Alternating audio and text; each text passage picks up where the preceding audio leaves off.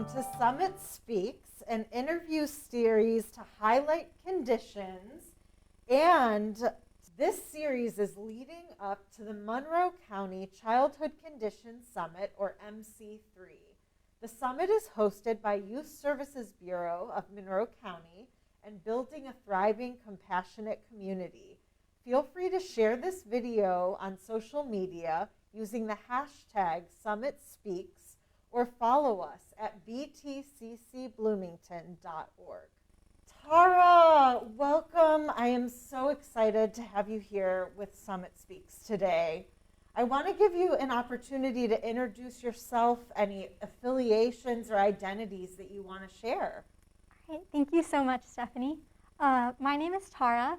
I'm a senior at Bloomington High School North, and I've been a member of the Monroe County Youth Council for 4 years. So we're a service and advocacy organization. I currently serve as the publicity director, I guess. And yeah, I'm just excited to be here. Oh, thank you so much for coming. So our topic today, we're going to be talking about the teen and kind of young person experience of COVID-19. So we're going to dig into the pandemic from your perspective, but also feel free to share with us what other young people are experiencing around you. So what I want to start with is how COVID has affected your academics and your access to school resources. I think it's definitely been an adjustment to transition to online learning. I know at the end of last year, it was really difficult for our teachers. And also, classmates and I felt that we weren't getting all the information that our teachers wanted us to get. But I think MCCSC has done a pretty good job with offering resources online. But I know that some people are missing out on resources that the school provides usually. My friend mentioned that she had to get a graphing calculator for statistics. And that it costs $70, and usually you could get that through the school, but because of COVID, she had to go buy it on her own, which is a really big investment. Yeah, that definitely wouldn't be accessible to every young person in Monroe County. So that's an important anecdote there. I wonder, how has your ability to communicate with your teachers changed? I think it's difficult sometimes to communicate my needs and if I need help on a specific topic, because I'm currently doing the hybrid model, so I go to school 2 to 3 times a week. Mm-hmm. But before that, I was just I'm comfortable with sending emails to my teachers, but I know if I were younger, I would definitely not feel comfortable doing that. Or if I were just less comfort, if I hadn't established such a strong relationship with my teachers, I wouldn't feel comfortable doing that. So I think it's definitely harder to communicate with teachers and talk about our needs right now. Yeah, that makes a lot of sense. Has it changed anything else in terms of what day-to-day learning feels like? I'm worried that I'm not retaining as much information as I might be if I were actually in school full-time. Because personally, I really benefit from having somebody explain things to me while we're face-to-face and also being able to take notes. And that's definitely been changed with COVID. And I know people with other learning styles, if they have to actually act out something to understand it, their learning might be challenged because of this. Oh, I really relate to that. Oh, yeah. Yeah.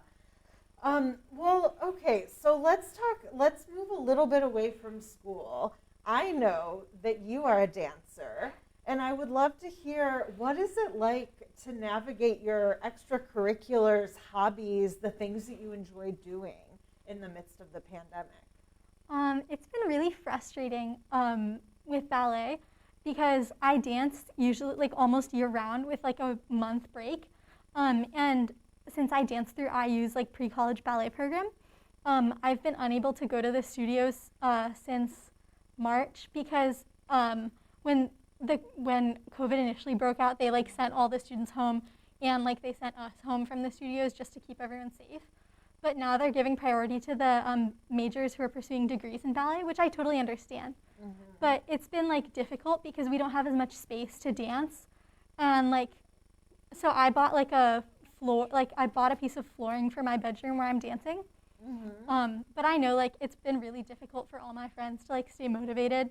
And like now we don't have any more performances this year, which is like disappointing. But I'm still really glad to be dancing. I'm glad you're dancing, but that would be disappointing, especially your senior year. Yeah.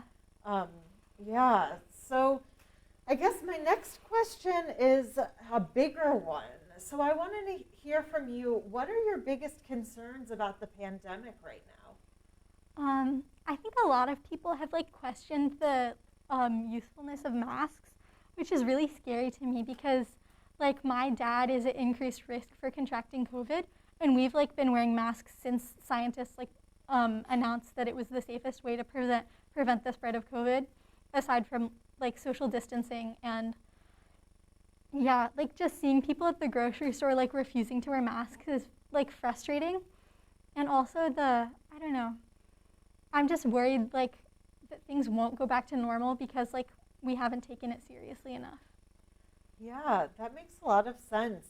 I'm curious, with other folks your age, how do you see them responding? Is mask usage and social distancing a norm amongst the teens that you're interacting with and other young people? Is it not so much? Does it depend on the person? It definitely depends from like person to person what they decide to do. I know that I've seen a few friends and we've all exclusively decided that we will only see each other. So we were doing that in like June and July. But I know other people who, since May maybe, have been hanging out with like a bunch of friends and they don't wear masks or stay socially distant. And I think a lot of people, like now that school has restarted, are hanging out with friends more. I saw in the newspaper that at a football game there were a bunch of North students watching the football game outside the official stands, so they weren't required to maintain social distance or wear a mask, and like they were all maskless and like really close together. I was really disappointed in that because some of them were leaders in our community. So yeah, that's interesting. You know the summit well, and that we focus on conditions, and so I often think about what are we as adults doing to enable the safest, healthiest conditions for everyone.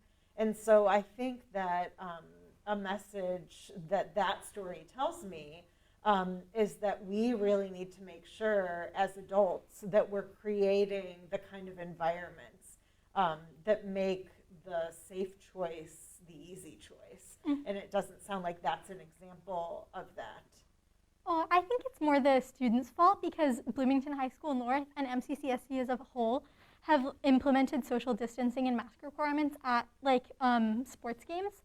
So they were sitting outside the official bleachers. They were outside of the fence, I think. So there's not much MCCSC could have done. I think they're doing their best to promote these healthy how would you say it? Just healthy behaviors in this time. Yeah. Oh, that's a big tension, the tension between creating healthy environments and then asking people to make healthy behavioral choices. Yeah. So I think that's a really interesting situation, and I can imagine that you are not alone as a young person that's kind of feeling like, this is the healthy option that we have, and it feels sometimes nonsensical to not make the healthy choice, especially when it impacts other people than just yourself. So I want to hear a little bit more about your social life.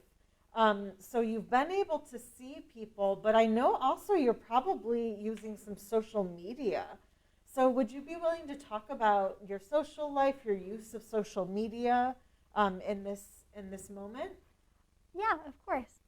When the quarantine first started in March, my social media use went up a lot because that was the only way I could really communicate with my friends. And I think it was really comforting to have that online community where everybody could share what was going on in their life and whatever they had baked or colored that week. because everybody was like trying to find new like hobbies. And I think as the quarantine has progressed, like my social media use has gone back to, like down because I don't want to spend so much time on my phone. But it's still like comforting to like see that other people like are being candid about like what they're experiencing, so that like I know I'm not alone. Yeah, that makes sense. I feel like I kind of want to ask you, like, what are the positive, I hear the positive parts. What are some of the negative parts of social media, like the increase in social media use? I think with social media, people always try to display like the best parts of their life, even like during quarantine. So like I know I like was baking a lot of stuff, so I would like post what I had made, but I wouldn't like post about like feeling sad because I couldn't see my friends or being like worried about school. Yeah, that leads perfectly into my next question, which is, what do you think the impact of COVID has been on the mental health of young people? I think a lot of people have been negatively impacted by COVID in terms of mental health, especially young people, because socialization is usually so vital to us and like our learning experience. Since I personally associate school with not only learning, but seeing my friends and communicating, and that isolation has been really frustrating at points. Yeah. Yeah, it's so interesting because we talk about social inclusion and connection as this, vital factor in building health, and yet we're having to, create those connections differently, and it's tough, and it definitely brings up issues. So I would love to also hear what's giving you hope right now. My favorite podcast always ends with, what is the song that's giving you life? And I want to know kind of what's giving you life, what's giving you hope in this moment right now. I think everybody's ability to adjust to like doing school online, communicating with friends online, just changing their lifestyles in such a big way has really like given me hope and impressed me. Yeah, I personally like, if you had asked me a year ago, like if I thought I could like take ballet classes online, I would have said like, no way, like I don't have enough space, like I wouldn't be able to concentrate, but like now I'm doing it and I'm still like able to really enjoy ballet. And I think like I think everybody else's response would be the same. Like I don't know, I think just everyone has done a really good job of adjusting during this time and like staying resilient.